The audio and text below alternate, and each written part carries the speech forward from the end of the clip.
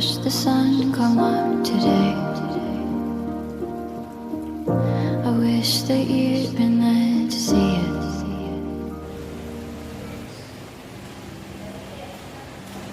Selamat pagi. Pagi, Pak. Assalamualaikum warahmatullahi wabarakatuh. Waalaikumsalam.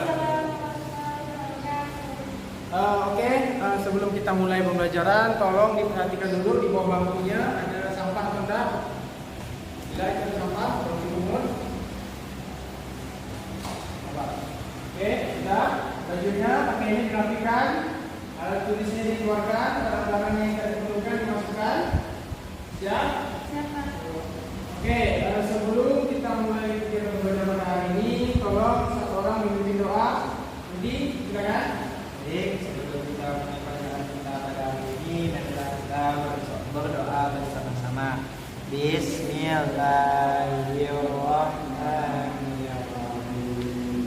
Rabbi billahi rabban wa lil islam dina wa lil muhammadin nabiyya wa rasulah.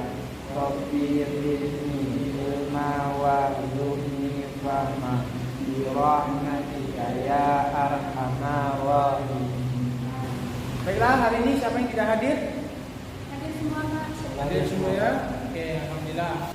Baiklah, minggu lalu kita sudah mempelajari tentang materi amal soleh. Di sini masih tadi ingat tak apa-apa saja amal soleh itu? Berbuat baik, Pak. Apalagi? Sedekah. Terus membantu teman-teman yang kesusahan. Oke, jadi bermaksud seperti saya. Oke, untuk pertemuan kali ini kita akan membahas materi kelanjutannya, yaitu tentang toleransi. Nah, di sini toleransi, Bapak akan menjelaskan sedikit apa itu toleransi, dalil-dalilnya, dan bagaimana terdapat toleransi dalam agama Islam. Sebelum itu, Bapak harapkan kalian hari ini semangat untuk menjawab pertanyaan yang Bapak ajukan nanti. Jadi tolong dijawab dengan serius karena ini akan menambah nilai kalian. Oke, kita akan langsung masuk ke materi. Oke, kita akan masuk ke materi toleransi. Yang pertama, Budi, bacakan. Toleransi secara etimologi disebutkan dalam KBBI itu sesuatu yang bersifat atau bersikap menggam, menghargai, membiarkan, membolehkan. Pendirian, pendapat, pandangan, kepercayaan, kebiasaan, kelakuan dan sebagainya yang berbeda atau bertentangan dengan pendirian sendiri.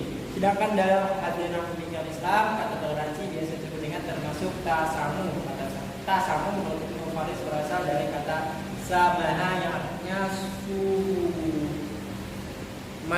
yaitu mudah. Apa? Yang itu dari subhanallah, subhanallah. Kita bacakan.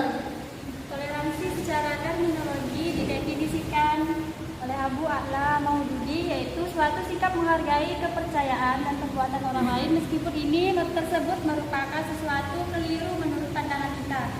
Kita tidak menggunakan cara-cara kekerasan dan pemaksaan untuk mengubah keyakinannya atau dengan menghalang-halangi mereka melakukan sesuatu.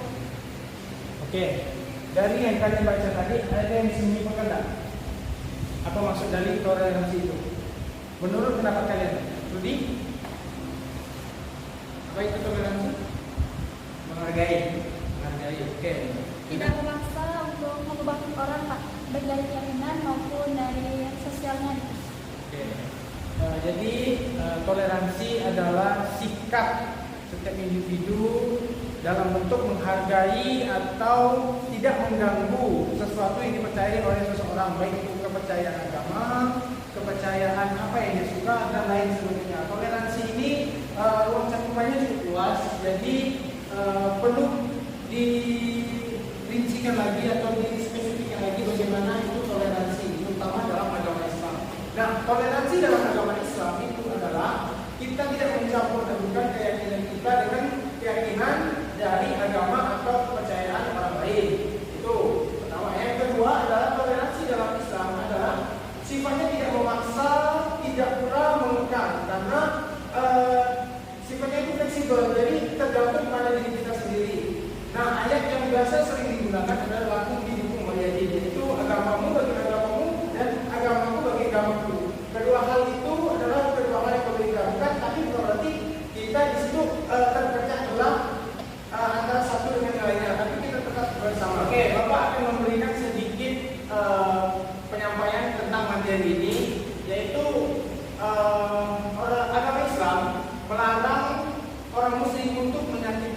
orang kafir. Tapi zaman dahulu orang Islam berperang melawan orang kafir. Ada yang tahu di gimana itu?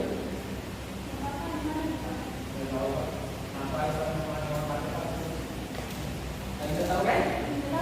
Nah, karena di dalam Islam kafir itu digolongkan dua, kafir yang baik dan kafir yang zalim. Kafir yang baik itu memang Rasulullah SAW melarang kita untuk mengusik mereka karena perbuatan baik mereka. Nah, di sini yang dulu yang diperangi itu adalah orang yang berbuat zalim atau orang yang semena-mena dengan umat Islam. Banyak kejadian atau perang yang melibatkan orang-orang kafir, tapi setelah berperang umat Islam berdamai karena pertempuran itu hanya berlangsung di medan pertempuran, tapi tidak setelahnya. Maka dari itu Islam ketika setelah perang, orang-orang kafir yang baik ini tidak diganggu. Mereka diberi kebebasan untuk memeluk agamanya. Contoh, Muhammad Al-Fatih ketika menentukan Konstantinopel, mereka tidak melarang, Muhammad Al-Fatih tidak melarang para orang-orang kafir ini atau orang yang berbeda keyakinan dengan agama Islam memaksakan masuk agama Islam, tidak, tapi dia membiarkan rumah ibadahnya, membiarkan kepercayaan mereka tetap dianutnya. Nah, itu salah satu contoh. Oke, kita selanjutnya akan memasuki materi berikutnya.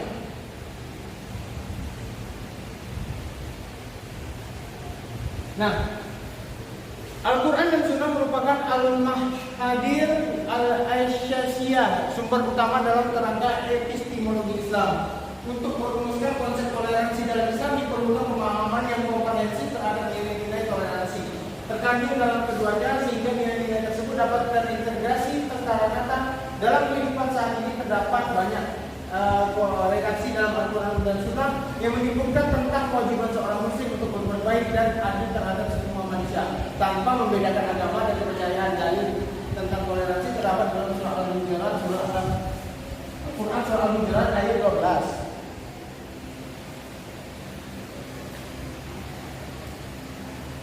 Oke, mungkin kalian sudah tahu dengan ayat ini, kalian ini sudah awam ayatnya.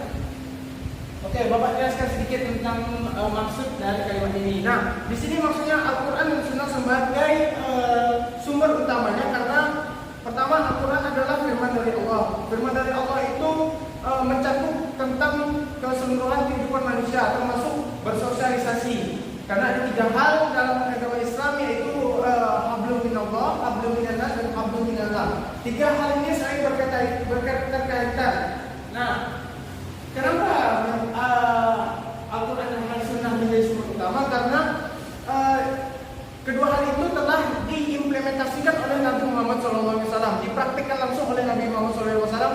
Bagaimana cara bersikap yang baik tentang toleransi. Nah, di sini seperti yang dijelaskan surah Al-Hujurat ini, manusia itu diciptakan dari seorang laki-laki dan seorang perempuan. Kemudian kami jadikan kamu berbangsa-bangsa dan bersuku-suku agar kamu saling mengenal. Sesungguhnya yang paling mulia di antara kamu di sini adalah Allah, ialah orang yang paling bertakwa. Sungguh Allah Maha mengetahui dan Maha teliti.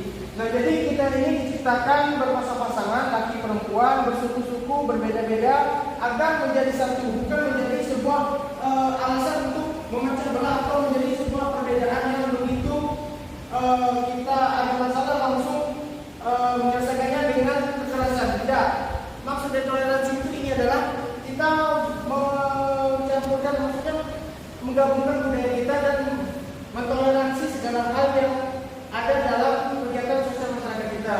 Nah, dalam hal ini ada hal yang tidak boleh ditoleransi, yaitu tentang kepercayaan. Jadi dalam hal toleransi agama tidak ada yang boleh ditoleransi. Maksudnya kepercayaan kita tidak boleh diganggu dan kita pun tidak boleh mengganggu kepercayaan orang lain. Tidak ada paksaan di antara budaya itu. Nah, kalau dalam hal budaya itu masih ada toleransinya, seperti penggabungan budaya.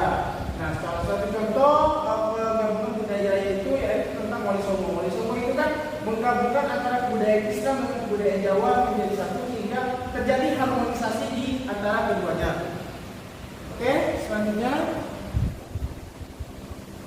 Oke, berdasarkan kajian di atas, ayat Al-Quran, hadis Nabi berkenaan tentang konsep toleransi dalam Islam dirumuskan tiga hal dasar, yaitu al-huriyah, al-diniyah, dan al-insyaniyah dan al-washatiyah moderat.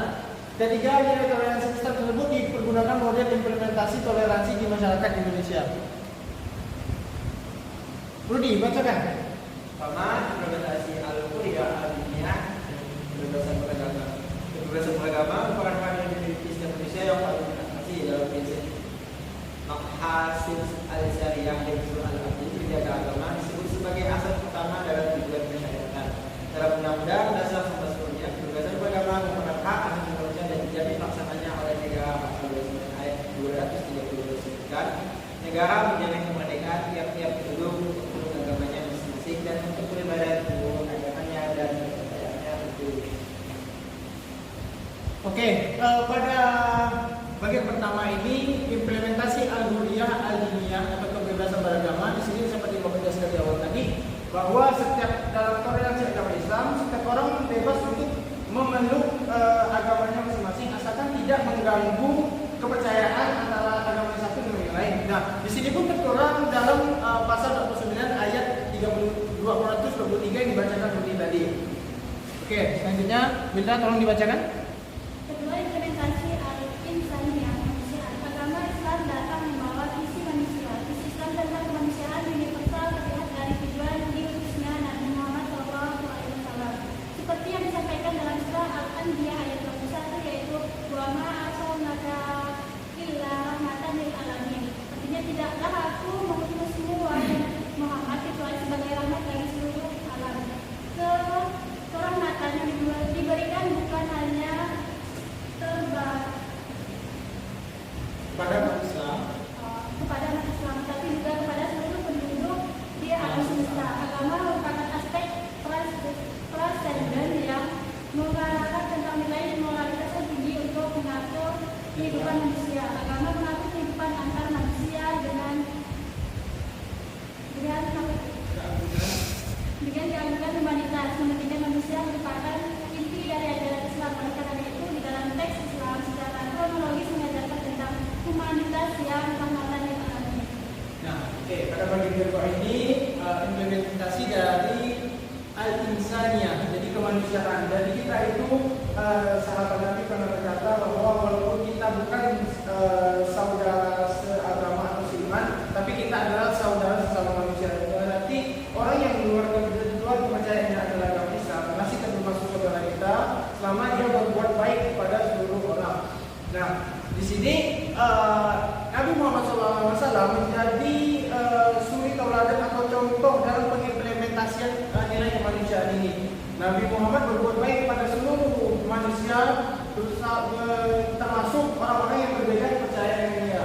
Dan dia tidak memaksakan orang yang berbeda kepercayaan masuk Islam dengan cara kekerasan, tidak. Tapi dia membuktikan bahwa Islam itu adalah agama yang baik dengan mengimplementasikan nilai-nilai yang ada dalam Al-Quran dan As-Sunnah. Jadi orang yang masuk Islam karena Nabi Muhammad bukan karena paksaan, tapi karena memang dia melihat contoh yang sesuai dengan Al-Quran dan Sunnah. Oke, yang terakhir. Ketiga, implementasi al-washatiyah, yaitu moderatisme, sikap dan perilaku toleransi berhubungan erat dengan nalar epistemologi seseorang. Jika diidentifikasikan beberapa aksi anarkisme dan terorisme yang terjadi di Indonesia memiliki topologi yang hampir serupa, yaitu beragam pada ideologi radikalisme. Radikalisme, anarkisme, dan terorisme merupakan tiga hal yang saling berhubungan erat. Ketiganya juga merupakan sumber masalah munculnya intoleransi. Maka untuk mencegah pemahaman tersebut perlu selalu dikabarkan tentang pentingnya Islam moderat. Nah, di sini maksudnya adalah orang yang Islam yang ibaratnya tidak mentoleransi atau terlalu fanatik, tidak menghargai nilai-nilai kemanusiaan, seperti contoh kasus pengeboman. Mereka menganggap hanya agamanya itu yang baik, tidak salah, tapi menjahatkan agama lain itu juga merupakan kejahatan dalam agama Islam, karena dasarnya mengganggu agama orang lain untuk menganut kepercayaannya. Itu Islam sangat melarang hal itu. Maka itu ketiga hal itu bisa menimbulkan yang tadi anarkisme, radikalisme dan terorisme itu bisa menimbulkan teror bagi kita, karena orang-orang ini pemahamannya hanya memandang, tidak belajar untuk melihat satu sudut pandang yang lain. Oke, mungkin hanya itu saja materi Bapak. Sebelum mulai kita lanjutkannya, Bapak ingin kalian mencari kisah atau cerita tentang sikap toleransi di Indonesia, baik itu beragama ataupun segala perbuatan. Nah, di sini ada box smartphone-nya. Ada box smartphone-nya. Bapak harapkan kalian mencari kisah tersebut. Nanti kalian ceritakan, narasikan secara singkat saja. Silakan dicari. Baiklah, apakah sudah dapat kisah tentang toleransi di Indonesia? Oke, silakan baca dari Linda dulu. Baiklah, di sini saya akan menyampaikan tentang kisah toleransi dalam perspektif beragama. Yang pertama itu terdapat dalam Pancasila, sila pertama yang berbunyi ketuhanan yang Maha Esa, yang artinya Indonesia adalah negara ketuhanan, menghendaki warganya untuk menganut satu agama atau kepercayaan. Di Indonesia ini ada 6 agama yang diakui, yaitu pertama Islam, Kristen, Katolik, Hindu, Buddha, dan Konghucu. Tanpa adanya toleransi, umat beragama akan terjadi diskriminasi, kekerasan, dan konflik antar masyarakat berbeda keyakinan. Maka diatur dalam pasal 29 ayat 2 Undang-Undang 1945 yang mengatur setiap warga negara berhak untuk memeluk agamanya dan menjalin perlindungannya. Itu, Pak. Toleransi Indonesia yang pertama itu tadi ya, Pancasila sila pertama. Sekarang Budi, ada mengucapkan toleransi di Indonesia? Baiklah, Budi, sudah dapat contoh dari pengimplementasian toleransi di Indonesia? Kalau toleransi di Indonesia Pak, seperti pemerintah Indonesia yang menjadikan hari besar agama, setiap agama menjadi hari libur nasional seperti Idul Fitri, Natal, Imlek, Nyepi, dan lain-lain Pak. Oke, kalian berdua cukup bagus. Oke, akan Bapak tambahkan sedikit. Jadi pengimplementasian toleransi di Indonesia itu cukup baik dan dikenal di mata dunia. Karena kita yang dikenal dengan sebagai mayoritas Muslim tetap mampu beradaptasi atau mentoleransi hal-hal yang berbeda dengan kita. Jadi kita walaupun kita mayoritas, tapi kita mampu merangkul sesama orang yang di luar kepercayaan kita. Bahkan di luar negeri pun, yang negara-negara lain, negara Islam, belum tentu mampu seperti kita. Yang bagaimana keragaman dan kebudayaannya begitu beragam, tapi kita tetap mampu menjunjung tinggi nilai toleransi yang ada dalam kehidupan sehari-hari. Mungkin hanya itu saja yang dapat Bapak sampaikan. Kurang lebihnya memaafkan. Sebelum itu, tolong tugasnya akan Bapak berikan nanti dalam bentuk kertas. Jadi kalian kerjakan di rumah dan diselesaikan, dikumpulkan minggu depan. Oke. Bapak harapkan apa yang Bapak sampaikan hari ini dapat kalian amalkan dan kalian terima sebagai pembelajaran hidup. Tetaplah semangat dalam menuntut ilmu, jangan pantang menyerah apapun risiko atau kendala yang dihadapi, tetap maju. Karena apa yang kita perjuangkan pada hari ini adalah hasil keringat kita pada masa lalu. Mungkin hanya itu saja yang Bapak akan bisa sampaikan. Tolong Budi tutup kegiatan pembelajarannya. Baiklah, sebelum kita menutup pelajaran kita pada hari ini, marilah kita berdoa bersama-sama. Bismillahirrahmanirrahim. Wal 'ashr innal insana lafi khusr illa alladziina aamanu wa 'amilus shalihati wa tawassaw bil haqq wa tawassaw bis sabr. Baiklah, terima kasih untuk hari ini. Saya ucapkan Assalamualaikum warahmatullahi wabarakatuh. Waalaikumsalam warahmatullahi wabarakatuh. Terima kasih Pak. Ya, semangat ya. Pak.